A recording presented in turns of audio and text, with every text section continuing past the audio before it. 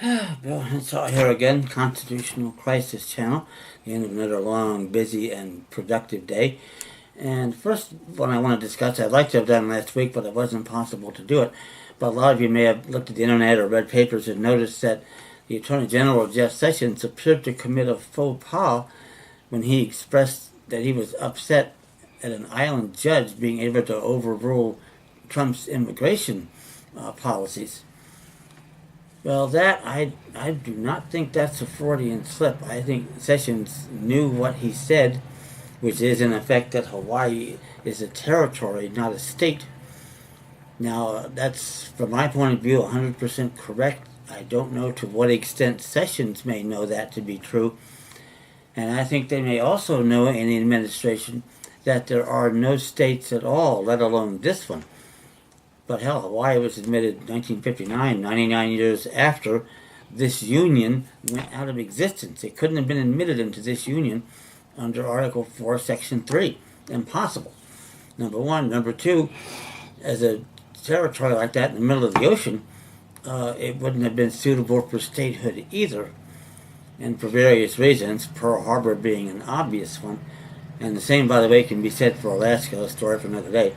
But nevertheless, Sessions saying this about, a island judge, he's in effect saying Hawaii is an insular territory, no doubt in his mind, going back to what are called the Insular Cases from the Supreme Court, which are Downs v. Bidwell, Delima v. Bidwell, and Dorr v. United States. So I'll get you the citations for those, and you can read them. And you read those cases, it looks a hell of a lot like what we have in so-called states today as far as how the system operates. And this is where I think we can make big gains by using my state versus territory issue for exactly this reason. Now, I think Sessions gets it, and a lot of people high up in the administration get it. They're not going to tell you, but a little slip like that every now and again, and get somebody like me that can tell you what the real thinking is behind it. And we'll see how it plays out. As you know, I've got a writ headed to the Supreme Court right now for them refusing to file my South Carolina case. And it's going to be a very early acid test for Neil Gorsuch. We'll see if he is what he says he is. I don't know right now. If I would have had 10 minutes in the confirmation hearings, I could tell you. I didn't get them.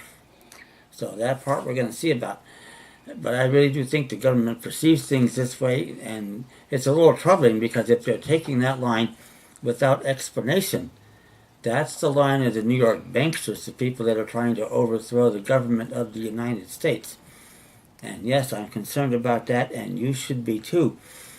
I'll be sending out letters of communication to various people, including Sessions, on this subject. And we'll see what, if any, answers I get back. I'll report if and when that happens.